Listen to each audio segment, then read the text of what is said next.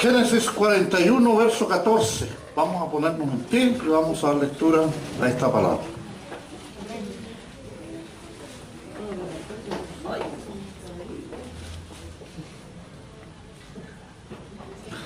Leemos en el nombre del Padre, del Hijo y del Espíritu Santo. Amén. Entonces Faraón envió y llamó a José, y lo sacaron apresuradamente de la cárcel, y se afeitó y mudó sus vestidos y vino a Faraón. Y dijo Faraón a José: yo he tenido un sueño y no hay quien lo interprete, mas he oído decir de ti que oyes sueño para interpretarlo. Amén. Cuento con la oración.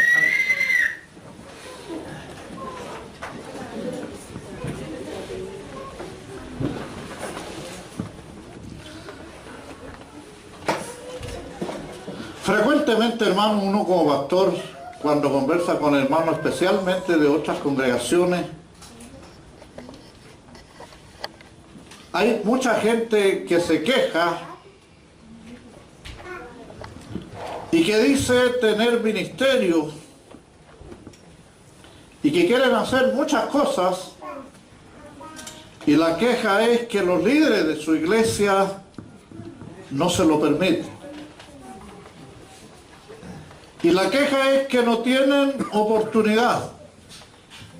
Y ellos muchas veces se resienten y hablan contra sus líderes porque según ellos los tienen estancados y no los dejan avanzar. La historia de cada uno, aunque posee detalles particulares de la persona, siempre posee matices similares. Dicen algunos: yo quisiera estar desarrollando mi ministerio dentro de la iglesia, pero los líderes no me dan ningún tipo de apoyo. En la perspectiva de esta persona, su acceso al ministerio está bloqueado por aquellos que, por alguna razón, impiden su avance hacia su realización. Hace muchos años, cuando yo empecé recién a estudiar teología en un seminario de la iglesia cuadrangular, tenía de compañera de clase una señora, la señora ya madura, mayor, y el gran anhelo de esta señora era el ministerio. Pero según ella, en su iglesia no le daban ningún tipo de oportunidad. Hermanos, y esta es la queja de mucha gente dentro de las iglesias. No me dan oportunidad. El pastor me ignora. Los líderes no están ni ahí, como dicen los jóvenes modernos, conmigo. Y hermanos, si esta convicción fuera acertada, nosotros tendríamos que preguntarnos: ¿qué posibilidades tenía José? Porque estamos hablando de José, ¿no es cierto? Nosotros conocemos la historia de José, ¿no es cierto? Un hijo de Jacob, que desde su tierna edad el Señor empezó a darle visiones y revelaciones y a mostrarle que algún día él tendría un puesto de prominencia y sería muy superior al resto de sus hermanos. Por esos sueños que el Señor le dio y por lo que él entendía de los sueños, su padre, su madre, sus hermanos se enojaron con él. Le dijeron: ¿es que acaso tú vas a reinar sobre nosotros? Tu padre, tu madre y todos tus hermanos mayores nos vamos a inclinar delante de ti. Pero Dios le estaba mostrando a ese joven que un día él sería alguien importante. Amén. Amén. Pero hermanos, la envidia de los hermanos de José fue tal de que ellos intentaron primero matarle. Dice que el padre lo envió a llevarle algunas provisiones a los hermanos que estaban pastoreando lejos de la casa. a ver cómo estaban de salud, si les iba bien, mal, si tenían problemas o no. Y los hermanos trataron de matar a José. Dice que primero le echaron a una cisterna seca y lo tiraron ahí para que se muriera. Pero notemos cómo Dios, hermano, tiene todo bajo control. Amén. Amén. Dios se preocupa de sus hijos. Amén. ¿Cuántos creen? Amén. Y en ese tiempo en que ellos habían arrojado a José a esa cisterna o a ese pozo seco que tenía solamente barro en el fondo, pasó una caravana de ismaelitas. Estos eran mercaderes que viajaban a Egipto. Amén. Y ellos compraban todo tipo de mercadería. Y los hermanos se iluminaron y dijeron, vamos a sacarle provecho a este. Si lo dejamos morir en el pozo, no vamos a tener ningún provecho. Amén. En cambio, si lo sacamos y lo vendimos a los ismaelitas, vamos a tener dinero. Amén. Y la Biblia nos dice que los hermanos sacaron a José y lo vendieron como esclavo a esos comerciantes. Amén. ¿Y qué ocurrió, hermano? Como Dios tiene todas las cosas bajo control, me están oyendo, ¿verdad? Amén. Permitió que llegado a Egipto, José fuese vendido a un oficial del faraón llamado Potifar. Amén.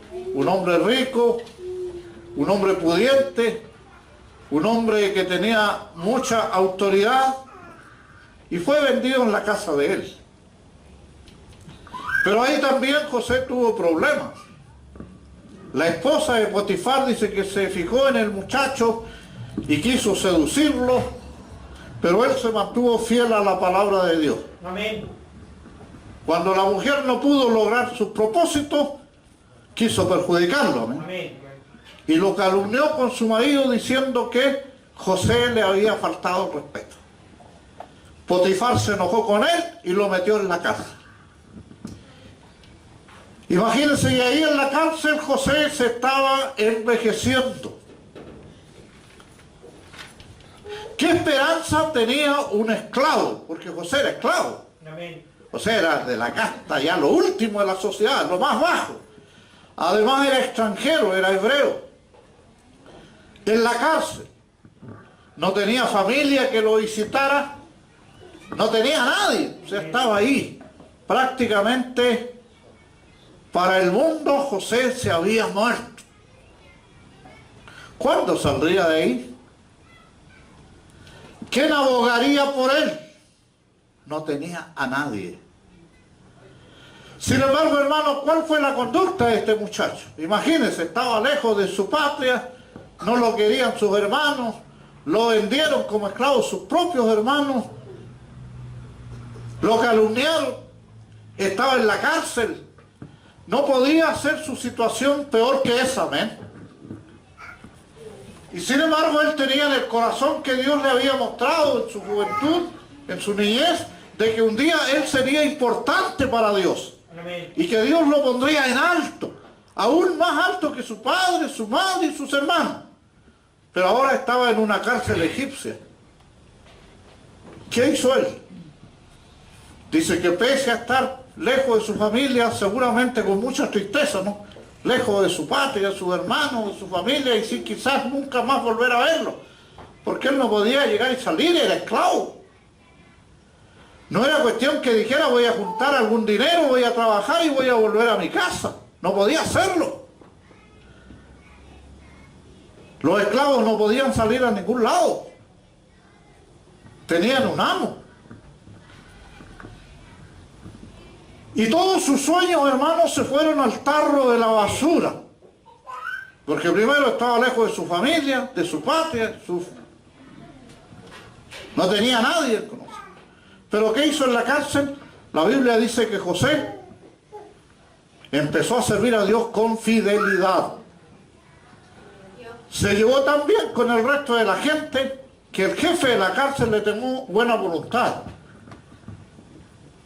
Y lo tomó como su ayudante Y él hacía las cosas de tal manera que el jefe de la cárcel no hacía nada. Porque todos los problemas los solucionaba José. Pero su sueño, hermano, su futuro, estaba en un hoyo. Él no tenía ninguna oportunidad de salir de ahí. Quizás aquí esta noche hay alguien que dice, bueno, no me toman en cuenta, no me dan oportunidad. Y algunos hablan de los líderes y otros le toman mal a los líderes, porque dicen, bueno, a mí me da. Pero José nunca hizo eso, amén. Quizás usted acepte lo absolutamente inútil que parece la situación de José. Así también parecen nuestras opciones en la vida, cuando vemos que, por donde quiera que deseamos avanzar, nuestro camino parece estar bloqueado. A diferencia de él, sin embargo, es muy fácil que nos enfoquemos en aquellos que los aparentes responsables de nuestra frustración. Comenzamos a albergar en nuestros corazones resentimiento, sentimientos de enojo hacia ellos. De no ser por la actitud mezquina de ellos, demuestran, seguramente nosotros podríamos estar en una situación mucho mejor que en el presente. José no tenía a quién culpar. El jefe de la cárcel era una buena persona con él. Tenían buena amistad, se llevaba bien con todos los presos, pero sin embargo él estaba metido en una cárcel egipcia y no tenía ninguna esperanza de salir de ahí. Ninguna.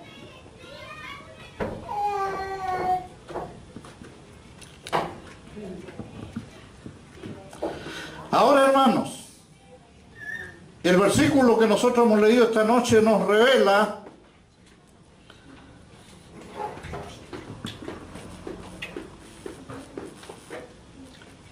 que el que abre y cierra las puertas de la oportunidad es el Señor. Amén. Nadie más.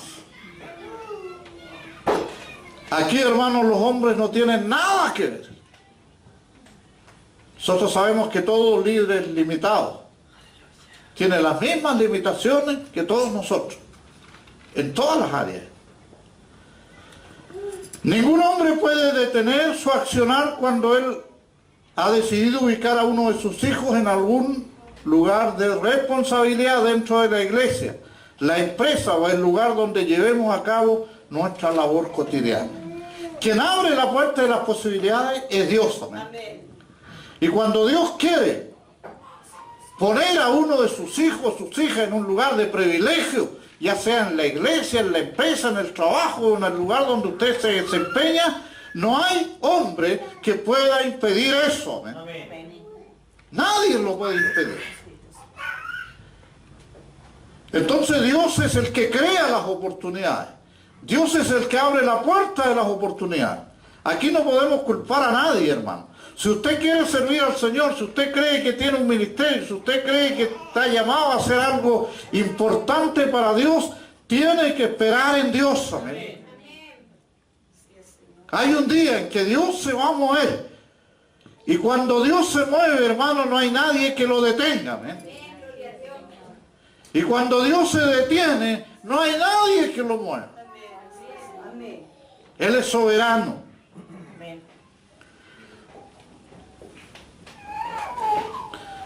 Podríamos languidecer en una cárcel, olvidados por el mundo. Mas cuando Jehová pone sobre nosotros sus ojos, nadie puede detener el avance de nuestras vidas. Aquí, hermano, el que gobierna, asciende o desciende es el Señor. Amén. Amén. La Biblia dice que Él pone reyes y Él saca reyes. Amén. Y ningún hombre puede impedir eso. El Señor se manifestó al rey Nabucodonosor, ¿no es cierto? Porque el rey se llenó de orgullo y de vanidad. ¿Y qué hizo el Señor? Dice que le cambió el corazón de hombre por un corazón de bestia. Amén. Y por 7 años el hombre se creía animal y comía pasto con los bueyes. Y era el gran rey Nabucodonosor. Y después que se cumplió ese tiempo, Dios otra vez le volvió su corazón de buey que tenía a corazón de hombre, y él se dio cuenta en el estado que estaba, y se dio cuenta que él no era tan poderoso como creía, sino que había un Dios en el cielo que saca a los reyes, y él mismo dijo, él constituye rey al más bajo de los hombres. Aquí no es, hermano, por capacidades, no es por mérito, es por la gracia de Dios. Amén. Pablo dijo, por la gracia de Dios soy lo que soy. Amén, así es. Esa era la única cosa. Entonces, hermano, no cometamos el error de creer que existe alguien sobre la faz de la tierra que posee el mismo poder. Solamente el Señor crea las oportunidades que necesitamos para avanzar a la plenitud de nuestros proyectos.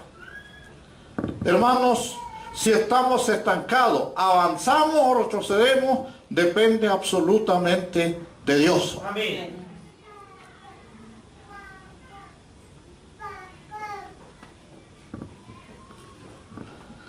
¿Qué debemos hacer nosotros? Lo que hizo José, servirle con fidelidad, alabarle y esperar que Dios se mueva. Amén.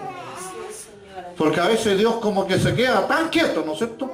Yo no sé si ha estado en una tarde apacible, cuando usted se siente y mire los árboles, y los árboles están rígidos. Ninguna hoja se mueve. No hay ninguna pequeña brisa. No se mueve una nube en el cielo. Parece que todo está quieto. En el campo ocurre mucho estas cosas. Como uno está tranquilo y quieto, se da cuenta de eso. Como que hay una paz tan grande que no vuela una mosca. Ninguna rama se mueve, nada, no pasa nada. Está todo quieto y en silencio. A veces Dios está así. Y como que está totalmente ausente de nuestras vidas. ¿Cómo cree que se sentía José en la cárcel egipcia, hermano? ¿Que Dios estaba con él? ¿Se sentiría solo? ¿Se sentiría abandonado de Dios? ¿Sentiría que Dios es injusto? ¿Por qué no lo sacaba si sabía que era inocente? ¿Por qué no era inocente? Él estuvo años preso siendo totalmente inocente, siendo siervo de Dios, siendo fiel con Dios. ¿Por qué Dios no movió su mano y lo sacó? ¿Sabe por qué, hermano? Porque Dios lo llevó a la cárcel. Dios es el Señor de las circunstancias. Dios motivó a la mujer de Potifar para que actuara como actuó. Dios motivó a Potifar que lo metiera en la cárcel. Porque José necesitaba preparación. No sé, creo que en otra oportunidad yo le hablé más o menos del carácter de José en su niñez. Era medio sobradito, Se creía el centro de la circunferencia.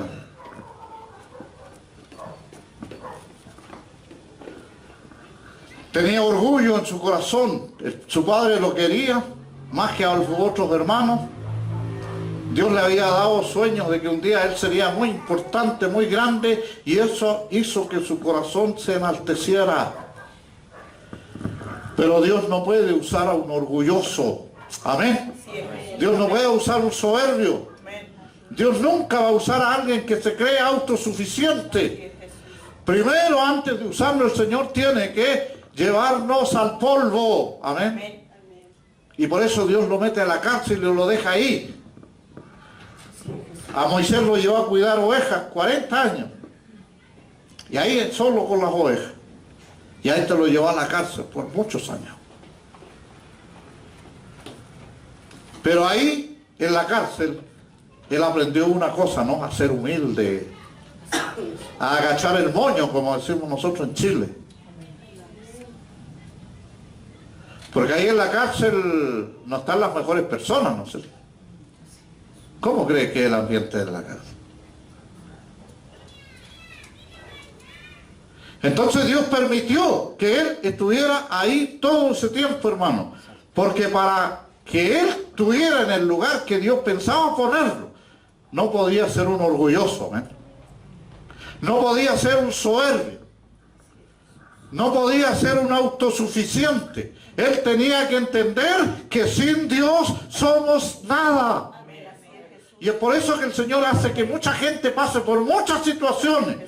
Porque a veces nosotros no lo sabemos. Pues somos un poquito sobrados. Yo puedo. ¿No es cierto? Yo soy más grande que todos estos que están aquí. Yo soy más inteligente. Se mira al espejo y es más hermoso que todo. Se saca una foto, la pone en el velador y le prende velas. Hermanos, no somos tan importantes, ¿amén? Y Dios tiene que enseñarnos esa lección. Y para enseñarnos esa lección nos va a meter en una noria, nos va a vender como esclavos, va a permitir que nos calumnien, nos va a meter en la cárcel, porque todo eso es una escuela de Dios. Dios tiene que sacarnos las mañas. Dios no va a usar a un mañoso, iracundo, soberbio, mentiroso, cobarde. No, hermano. No, tiene que salir esas cosas. El viejo hombre tiene que morir. La vieja mujer tiene que morir. Amén. Acuérdense que fue el año en que murió el rey Usías, que Isaías vio al Señor sentado en un trono grande y sublime. Todos tenemos un rey Usías en el corazón. Y mientras ese Usías no muera, usted no va a poder ser promovido por Dios al lugar que Dios tiene para usted preparado. Así es que, amado hermano, no culpemos a nadie. Si usted dice, el Señor no me da ninguna oportunidad, o los líderes de la iglesia no me toman en cuenta, hermano, oportunidad, sepa que el que crea las oportunidades es el Señor. Amén. ¿Cuál debe ser entonces nuestra actitud? No debemos atacar a quienes no tienen la autoridad final de lo que pasa en nuestras vidas. Los líderes, hermanos, sean pastores, quien se esté por delante, no tienen la autoridad final en nuestras vidas. O sea, no depende de ellos lo que usted pueda hacer. Depende de Dios, amén. Dios es el que promueve, Dios es el que llama, Dios es el que dice cuándo estamos preparados.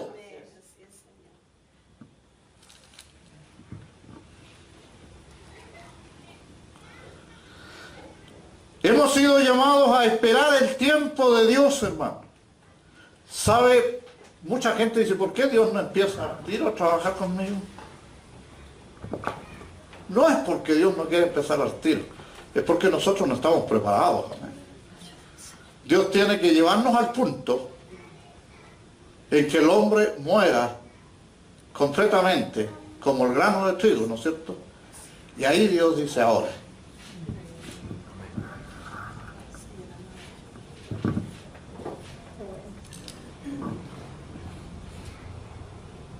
Hemos sido llamados a esperar el tiempo de Dios, aquel momento en que llega un mensajero del faraón para llevarnos delante del rey. Amén. ¿Se imaginan? ¿Estaba esperando José eso? Nunca, pues, hermano. O sea, para él fue la sorpresa cuando llegó el mensajero del faraón a la cárcel a decir, oiga, ese muchacho llamado José, el faraón lo necesita en el palacio. ¿Y qué pasó con él, hermano? La Biblia nos relata, ¿no es cierto? Dice, entonces faraón lo envió y llamó a José, y lo sacaron apresuradamente. O sea, lo llamaron, ¿qué de José aquí? Venga, para acá, ¿no es cierto? Vaya a la ducha, báñese, afeítese, le trajeron ropa nueva, elegante, ¿no es cierto? Lo perfumaron para que se presentara delante del rey. Amén. Zapatos nuevos, ¿no es cierto?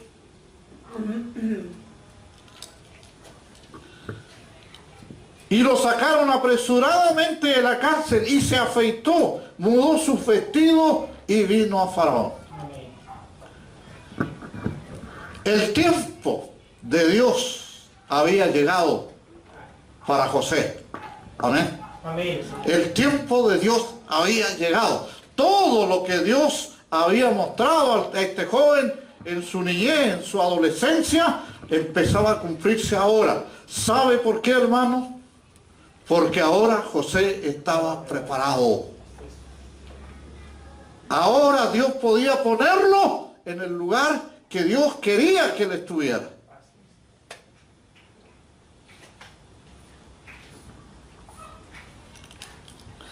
Y dijo Faraón a José: yo he tenido un sueño y no hay quien lo interprete. Mas he oído decir de ti que hoy es sueño para interpretarlo. Imagínense, hermano, ¿qué cree usted que son esas cosas? Esas son las circunstancias que Dios crea. Amén. ¿Se acuerda de Jonás? Dios preparó una gran tempestad en el mar. Dios preparó un gran pez que se tragaba a Jonás. Dios hizo nacer una calabacera. Dios hizo, ¿no es cierto?, preparó un gusano para que cortara la raíz de la calabacera. Después Dios preparó un viento solano para que tirara en tierra la calabacera. Dios lo preparó todo. Porque Él tiene dominio sobre el mar, sobre el pez, sobre el gusano, sobre el viento. Tiene dominio sobre Faraón. Y como Él quería poner a José en el lugar, le dio un sueño. Nadie le pudo interpretar. Pero Dios tenía a alguien preparado para interpretar sueños. Amén. José, el copero y el panadero sabían que José interpretaba los sueños y lo que él decía se cumplía fielmente. Y ellos contaron delante del rey su experiencia con José. Entonces el faraón llamó apresuradamente: tráigame ese José, quiero que me interprete el sueño. Y ahí empieza la historia grande de José. ¿Por qué, hermano? Porque él estaba preparado. Amén. Amén. Si usted cree que en su trabajo lo ignora, que usted debería estar en un lugar mejor que el que está,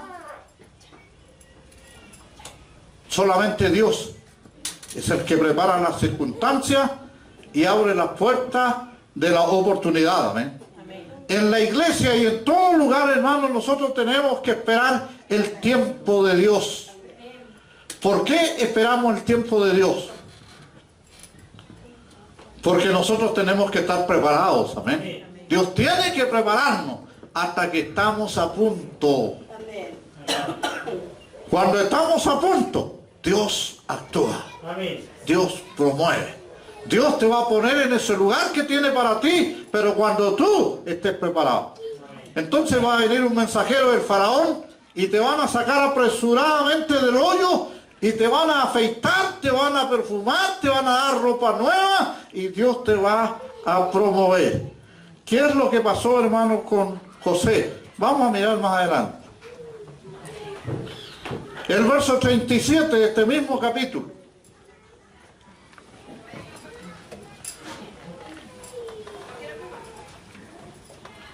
Génesis 41, 37. Dice: el asunto pareció bien a Faraón y a su siervo.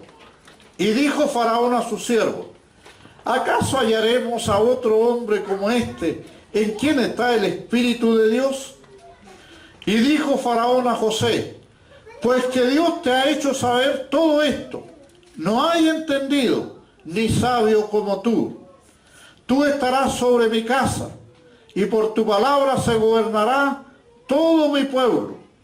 Solamente en el trono seré yo mayor que tú.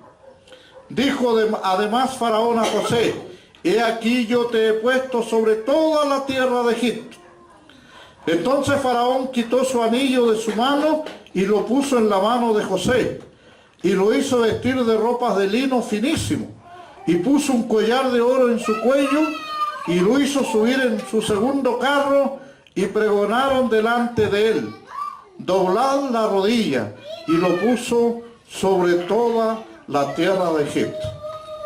Ese era el lugar que Dios tenía preparado para José.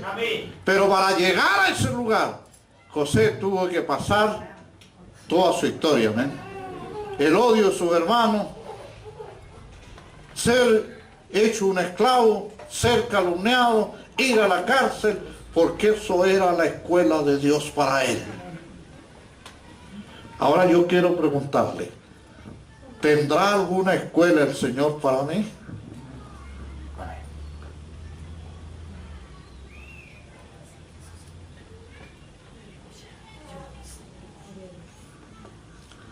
Para todos nosotros el Señor tiene un curso, hermano. Así es.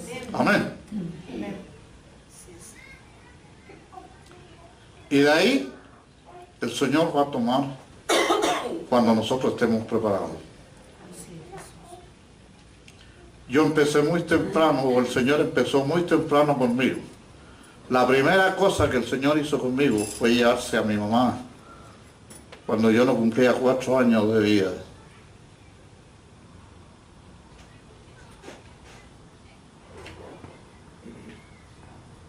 Fui huérfano.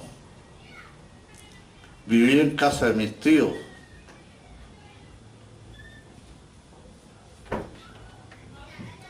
Dios tiene que tener una preparación. ¿Cuántos están dispuestos a servir al Señor? El Señor dijo, si el grano de tierra, el grano de trigo no cae en tierra y muere, va a quedar solo. Pero si muere, va a llevar mucho fruto. Así que, hermano, Dios tiene para nosotros un propósito. Amén. Amén. Dios nos llamó a cada uno de ustedes para que tengan una silla y se sienten 40 años en esa silla.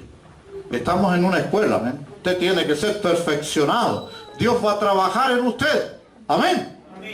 Dios va a tomar muchas circunstancias y lo va a meter en muchos procesos hasta que usted quede como el Señor quiere. Y cuando usted esté dando la nota, los músicos me van a entender esto, ¿no? Cuando usted dé el tono, entonces va a ser el momento en que está listo. ¿Estamos dispuestos, hermano? ¿Cuántos están dispuestos? ¿En qué sentido? En que Dios va a tomar muchos métodos, amén. Y con cada uno en particular el Señor trabaja, porque todos somos diferentes, pero todos tenemos asperezas que Dios tiene que limar. Amén. En nuestro carácter, en todas las cosas. Dios va a empezar a trabajar. Y especialmente con mis hermanos que se bautizaron el sábado pasado, ¿no? Dios va a empezar con la lima, con el martillo, el cincel, y va a empezar a sacar cosas. Y cuando Dios empieza a trabajar, duele, amén. Sí, hermano, duele. Pero es necesario. Así que mi hermano Manuel, mi hermano Alan, mi hermana Carla, ¿quién más hay de los bautizados? Mi hermana Tamara, mi hermana Dora. No se alarmen por lo que el Señor haga en sus vidas, ¿eh? El Señor nos va a ir poniendo en diferentes circunstancias de acuerdo a nuestras necesidades para perfeccionar nuestras vidas. Él tiene que formarnos un carácter, pero no ese podrido que teníamos en el mundo, sino un nuevo carácter. La Biblia dice que tenemos que renovar nuestra forma de pensar. En el capítulo 12 de Romanos dice, no conforméis a este siglo, sino transformados por medio de la renovación de vuestra mente. O sea, nuestra forma de pensar tiene que cambiar completamente. Entonces, hermanos, acuérdense que Dios está trabajando con cada uno de nosotros. Amén. Cuando Dios se para, nadie lo puede echar a andar. Y cuando Dios se mueve, no lo para nadie tampoco. Y acuérdense que todas las puertas de oportunidades las abre el Señor. Amén. Amén. Así que cuando usted esté preparado, el Señor va a decir, ahora es el tiempo de afeitarse, de bañarse, de cambiarse de ropa y de ir a la presencia del Rey. No sé si me entendieron. Amén. Así que nadie lo está ignorando, ¿no? No se siente ignorado. Dios está trabajando, ¿no? Y cuando estemos listos, Dios va a empezar a trabajar y va a empezar a usar su vida también para su gloria. Vamos a ponernos en pie y vamos a orar al Señor.